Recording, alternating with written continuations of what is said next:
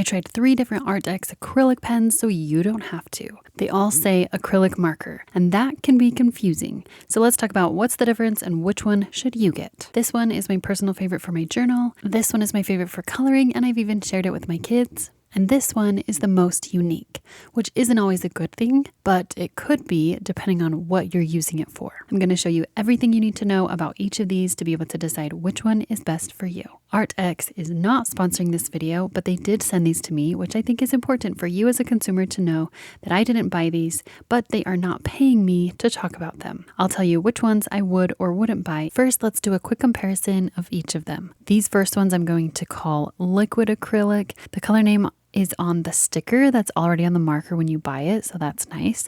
There are little windows so you can see. You do need to shake these ones, but there is no pumping. As for how the brush tip works, I really love these ones. I feel like they're the most similar to the new Sharpie Creative markers and also the Caron pigment brush markers. It has a great firm and flexible tip. I'm a huge fan of these. I have a whole review video for them and I'll link that below. As for these ones, I'm going to call them the big set. I do have a review video of the smaller set. The 90 color set is new to Arrtx, so that's why they sent them to me to share about it. I will show you all 90 colors. These ones are cool because there's no pumping and no shaking. As for the brush tip, this one is good, but I think a little less bounce backable than the liquid ones. These ones are my kids' favorite and even my husband loves them, and I'll explain more about that. These ones are called Simptap. I have no idea where that word came from, but at least they do have a name. You do have to shake these ones a lot. They do require pumping. The brush tip is fine, but a little flimsy for lettering, but fine for everything else. But they're not all bad. I'll show you where they excel later on. But to really test them for lettering, let's do the basic strokes. The liquid ones are so good. I would gladly recommend these ones as good quality acrylic brush pens. From the big set, these ones are good, just barely under the liquid ones for the brush tip quality, but they definitely have their own benefits, and we'll get into that. Now for the Simptap, you can make them look good, but they're my least favorite of these 3 brush tip quality. Although I've definitely tried worse brush tip pens than these, they're not bad. It's just in comparison to the other 2 here. I'm trying to show you what I mean here. It's really subtle, but do you see that my underturns, it feathers out a little? It's hardly even noticeable, but I can feel it when I'm using it. Now let's do a deep dive on each of them, starting with the liquid ones. I've already said these ones are my personal favorite. These are the ones that I like to use in my journal the most. The brush tip quality is great. They have 36 colors. I haven't felt like I've been missing any colors. They feel like the Sharpie Creative and Caron pigment brush markers. I actually think they are a great middle ground between the 2. They come with more colors than Sharpie Creative, and they have less colors than Caron, making them less expensive. If I could only have one acrylic brush marker just for me and my journaling, not to share with my kids, I would choose these ones. I do still love the bullet tip of the Sharpie Creative markers though, but that's a different conversation. I made this journal spread in my pocket size art and olive journal. I didn't record it because I was relaxing, watching a movie on the couch without my filming setup, but I did record adding the words here. You can see that these colors are mostly opaque. Some of them are lighter and you can see the dot grid behind it, but they layer on top of each other really well. They're so fun to use and they make me really happy. Just look at this fun, happy page. Next, I needed to try it on black paper.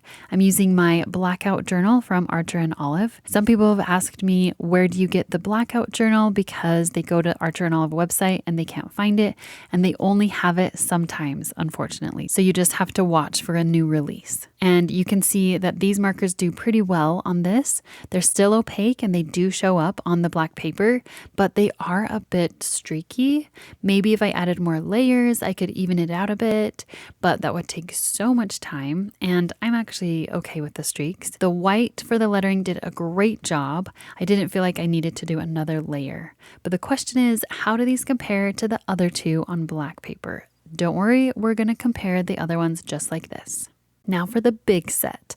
Like I said, I've reviewed a smaller set of these and I'm still enjoying them, so it was an easy yes to try out the 90 color set. When you open these up, These stickers are resting on the top. You have to put the colors on the markers yourself. So you have to keep your markers in order that they came in because that's the only way to know which sticker goes on each marker. Kind of takes a long time. It doesn't seem like the color names cross over between the different Arrtx pens. I'm not seeing hardly any yellows. Yellow isn't a main color that I use because it's hard to film, but I do want a nice golden yellow. I do like a few of the yellows here. The best part of these pens is that you don't have to pump them and you don't have to shake them. That makes them one of the easiest acrylic markers to start with. The one downside though is that it means they can be a little more dry. In both sets that I've gotten, there has been at least one marker that was already dry when I opened it, and you can't just shake it or pump it to try and activate it. But because they're so easy, I knew that they would be fun to use with my kids. So we've been coloring with these and totally enjoying them. Because I have the liquid ones to use for my lettering, I'm not worried about how my kids will use them. And it's been so fun to see them love markers that I also really love. Looking at all the colors, there are so many options. I do wish there were a few more options of pink, but that's just me. For the journal spread, this is a good one that's so easy, you're going to want to try it. I did one side yellow, one side blue, and you know that feeling when you have an idea in your head, and then you start doing it and you make a mistake and it changes the direction you were going in. So you just go with it and then it ends up looking better than your plan. And you're like, why was that even my plan in the first place? So yeah, that's what happened with this one. I was going to do orange and yellow boxes on the blue and blue boxes on the yellow, but I accidentally started doing blue on the blue, and then it ended up looking way better than my original idea. And the idea of these sort of gradient boxes came because I'm learning how to use Adobe Illustrator, and there's this cool thing called the blend tool where you can take two color swatches and create a blend of any number of swatches between them. And it's a perfect gradient between the two colors. It's probably my favorite feature because it feels like magic. So I wanted to try to get that effect with my pens. And it's obviously not the perfect blend, but it's pretty cool that I had this many colors to be able to do it. And that's the benefit of having 90 colors to choose from. And then I went in with the white and it layered on top really great, really opaque. And I wrote Magic Maker. Do you ever feel when you're creating, it just feels like magic? I love that feeling. So I still felt like something was missing here, and I went in and added some stars, and that's exactly what it needed. If you need a quick win in your creativity today, try this idea. Put your letters in boxes of colors that feel like magic to you. It's fast and looks great. Next, it was time to try it on black paper. I sampled some colors to try to find colors from my previous page. And little side note, this Helix circle maker comes in handy so often to draw different sizes of circles, and of course a ruler. As I filled this in with the rainbow colors, I started noticing that yes, they show up, but they're even more streaky than the liquid ones. And I think the problem is that they're a little more dry, and there's nothing I can do to activate the paint or make it more liquidy. And I think that's why I love using them with my kids. We want them to be on the dry side instead of super thick and dripping paint. But if you're doing a really big project on black paper, you might not want it this dry. So would I buy these ones in the future? If it was just for me in my hand lettering journal, maybe no. I would buy the liquid ones first. But to color with my kids, absolutely.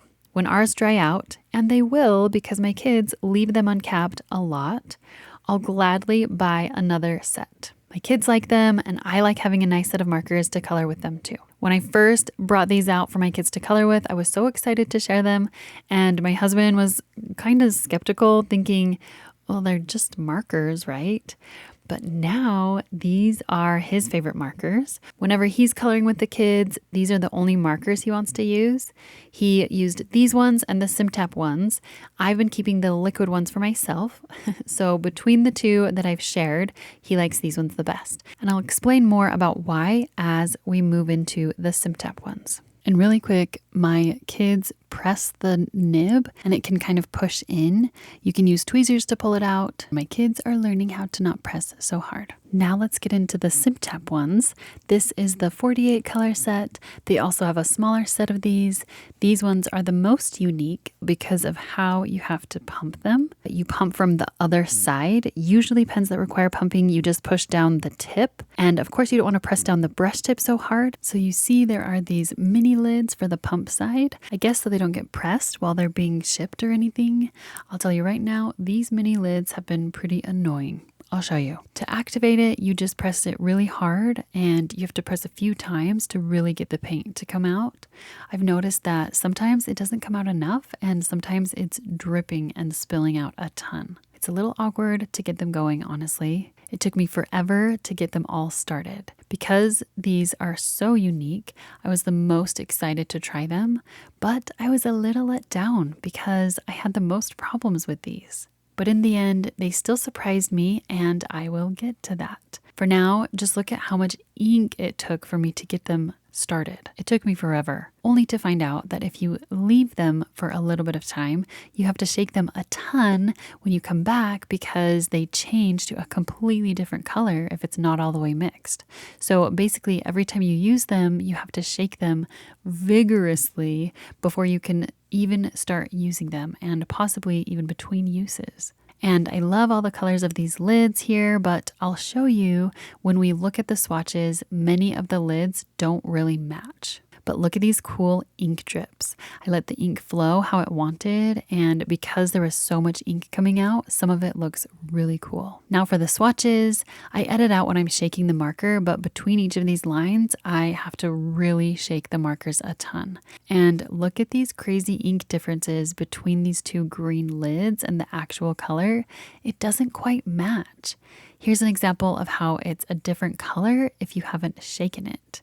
Seems pretty extreme to me. And then there was a red, a light pink, and a hot pink, and they don't match their lids at all. But this pink one matches, and then the very next one is a nice salmon pink, and then the lid is fluorescent. See what I mean? I needed to just start having the lids in the shot as I'm swatching because it just kept happening. I'm fine with them being a little off, but these seem like completely different colors. Overall, just looking at the colors, I think this is a really nice set of colors. Here's an example of how the little mini lids get annoying. If it isn't capped on the pen just right, they don't fit in the box. But if I lift the marker to adjust it, it falls off and then it's stuck down there and I can't get it and I can't put the marker in. So I tried dumping it out and that did work, but some of the markers fell out and then I had to be really careful to put them back in. So I've started just throwing away the mini lids. For this journal spread, I swatched out some rainbow colors to use, and I started by just lettering the rainbow colors in different styles. I love seeing different lettering styles all together. And then unfortunately, I forgot to press record for these rainbow waves or mountains, so I just recorded doing another layer. But honestly, it doesn't need another layer because these ones surprised me by being the most opaque. I'm able to use the brush tip as a fine tip to get some print lettering and then the little white marks as well. So the brush tip does have a good firm tip to help with that. And even without the extra layer, these ones feel like the thickest paint layer, which would make sense because they are the juiciest. Next, using the Helix Circle Maker again, I'm going to see how these do on black paper, so we can finally compare all three. And as I start using the rainbow colors, I'm noticing that these ones are still streaky, but definitely the least streaky. They're more opaque and look the most like actual acrylic paint on this black paper. This really surprised me. It looks great. And I'm sure if I did another layer, there probably would be hardly any streaks. So after feeling like these ones had the most problems, I started to see their benefit. If you want the most opaque acrylic markers that are super juicy, these are the ones for you. My kids and husband get a little frustrated when using these ones for coloring because they can sometimes splatter out a little bit.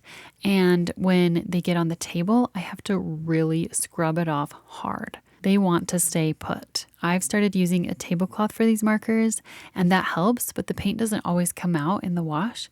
So you have to be aware of that, but it also opens up more things you can do with these markers. I'm glad I've tried these, but for what I do regularly, I would buy the liquid markers and the big set first. But the white in this set is more opaque than the other ones, and that's exactly what you want. So I guess it depends. If you want the more opaque, are the problems worth it? Here's how they compare to the others on black paper. Explore is the Simptap, very opaque. Magic Maker is the big set. You can tell it looks a bit dry, like there wasn't enough paint. Wonder Seeker is the liquid ones, and it's in the middle, but leaning towards the dry side. It just really has a clear winner when you flip through them like this. The Simptap is the most opaque on black paper. There are reasons I like using the other ones more, but it really depends what look you're going for. I hope this helped you decide which one is best for you. If you want to see my other Arrtx videos, you can see that playlist right here. I'll see you there.